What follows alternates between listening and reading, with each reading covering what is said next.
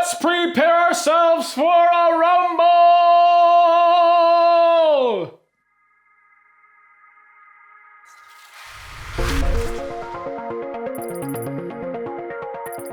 James here on J-ROYL, introducing a new series called Royal Rumble.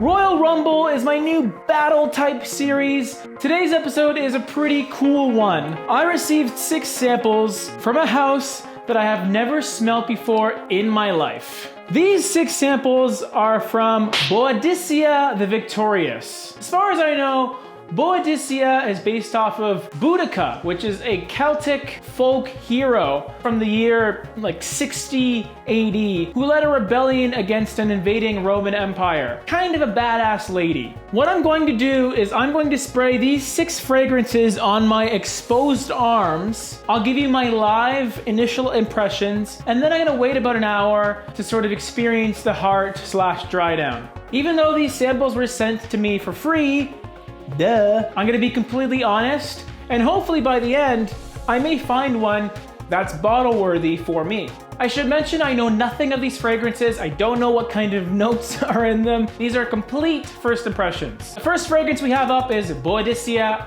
Ardent. So the color of the juice kind of gave it away right off the bat. It's floral. To me, there's some rose in there. It's pretty rich. There is some woods in the background. Pretty nice. I wouldn't call this a girly fragrance, but it is maybe a little bit too feminine for me at first. On to the next one. The next sample is Boadicea The Victorious King's Road.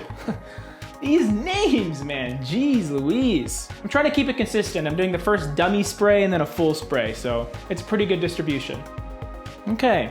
It's a pretty fresh opening, but not an aldehyde ambroxan type of freshness. Again, there's some fruitiness, and I want to say almost raspberry. It's an interesting combination of notes that I haven't really seen put together in this fashion before, although it's pretty light. I can already tell it sits close to the skin. It's funny because there is a greenness that almost is coniferous in nature, but when combined with the other sweet fruity notes in this, it kind of does feel like a spring valley of some sort. Pretty interesting.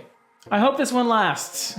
Next up, we have Chariot. Jeez Louise, guys. Love it! Friggin' love medieval stuff! Even though this is pre-medieval. Anyway, let's not get technical. Okay, ooh, strong. Chariot, wow. A bright bergamot. This one has pretty good projection right off the bat, too. It's a masculine floral. Not to say that it smells a lot like it, but it's kind of giving me Antaeus vibes. It's masculine and animalistic, but it has a soft edge to it. It's a lot more nuanced than a straight up old school manly smell, in a way that maybe even a woman could wear this. It's interesting. Chariot. I like it. The next one we have up is Blue Sapphire Parfum. All right, here we go. Ooh. Now this one's masculine. Man, oh man. Within the last 15 seconds of wearing it, it's already changed like 3 times. It's funny because it's called Blue Sapphire, but there's nothing blue about it to me. It's very earthy. There's a really interesting, sweet, woodsy element that creeps in. This is impressive. I'm curious to see how this dries down, because cool stuff. The 5th sample we have here is called Complex. Sounds like a pretty linear fragrance to me, eh guys? Ooh. Why did I have to spray that so close to my nose? Are words necessary? I don't know if complex is the right word for this one. It's just, it's very strong. It's very pungent, extremely animalistic. This smells like an animal who's perhaps been deceased for a few days. I'm trying to appreciate it for what it is. I'm trying to find reasons to wear it, but really, there is no practicality to this fragrance. Again, there is some earthy quality to it, extremely powdery, dusty soil, with a dash of manure. And keep in mind, manure is different than poop. It's very avant-garde, and I do commend the artistry. I don't know, let's see what the dry down's like, guys. And finally, perhaps my favorite name, Regal. Regal's pretty close to Royal. What a breath of fresh air. Regal's opening, very fresh. Not unlike Creed Millésime Impériale, another Regal fragrance, very fruity. Except this one doesn't have that sea saltiness that Millésime Impériale has. We all know Millésime Impériale is like a godlike beach fragrance. This one isn't so much. I would say this is more appropriate for the spring. And even now, as it's drying down a little bit, you get more floral elements. Very pleasant. So those are my first impressions, guys. I'm going to let these dry down for about an hour or so, and then we're gonna come back and see if any of them are bottle worthy for me. BRB, yo. And we're back, y'all. So I let these fragrances dry down for about 90 minutes, and they have changed quite a bit. So I'm gonna let you know what I think of their heart/dry down. So Ardent is first, and it's interesting how it's become a rose honey fragrance. While I'm more used to tobacco honey combinations, I've never really had this rose, almost waxy type of honey. And although it is pretty feminine, it's a type of feminine fragrance that I don't mind wearing. It's not overly floral with the rose element. It's just a nice, almost ambery type of honey, and the rose kind of supports it all. Next up is King's Road. Man, I don't know if it's my fascination with green fragrances, but this one is pretty nice. I can really see this working very well in spring and fall, rainy days as well. I don't really detect vetiver or anything, but it's like a wet green, borderline swamp-like kind of vibe, but in a good way. Like, it's a nice swamp. Smells a bit like lichen, like moss, basically.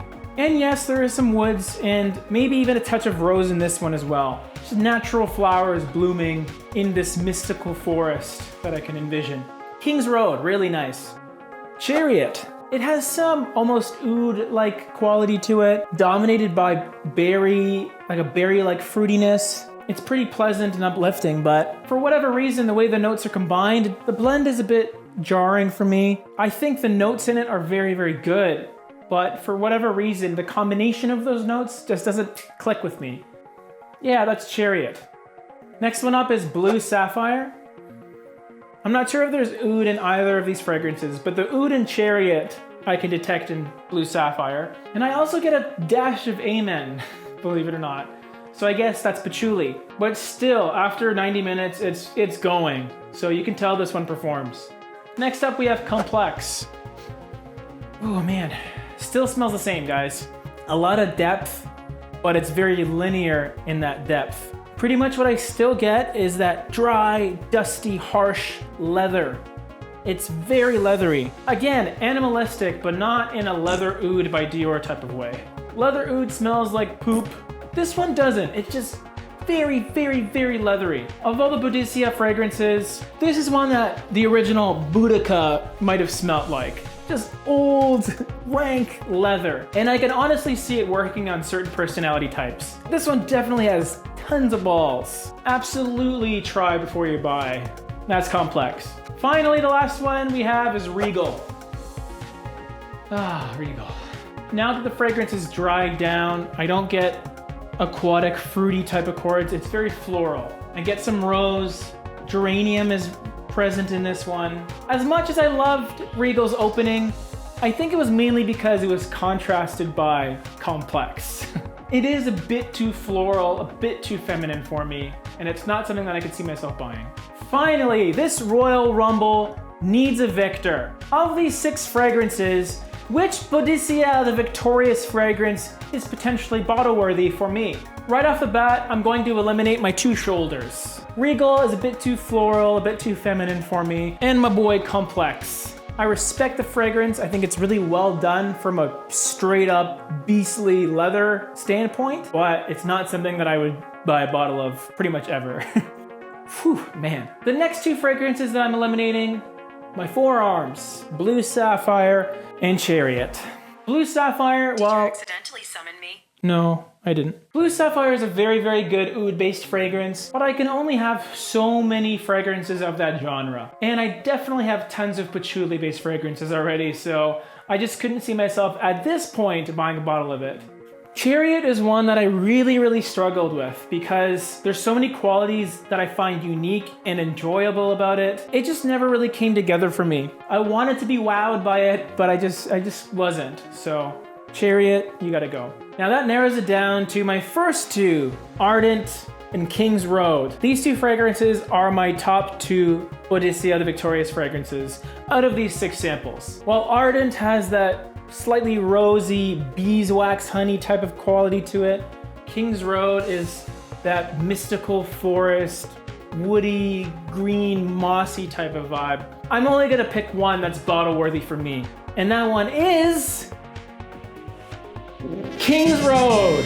King's Road, you are the winner of the first Royal Rumble. Now the reason Ardent is taking the L this time is because my favorite fragrance happens to be honey based, and that's Naxos. And although the vibes are different, this one is more rosy honey, Naxos is more tobacco honey. Every time that I would want to reach for this, I'd rather reach for Naxos. What I love about King's Road is it's evocative of this Celtic storyline, going through a forest and really envisioning yourself being there. My imagination goes wild when I sniff this. It really is a very cool fragrance, and it's very appropriate for my Canadian weather as well. So that's it, guys. Congratulations to King's Road from Boadicea The Victorious. And if you have experience with this house, please tell me about it in the comment section below. I'm clearly a newbie when it comes to these fragrances, so I would love to hear what you guys think. All of our links to the Facebook group, Snapchat, and Instagram are down below. And if you like what you see, then go ahead and click the subscribe button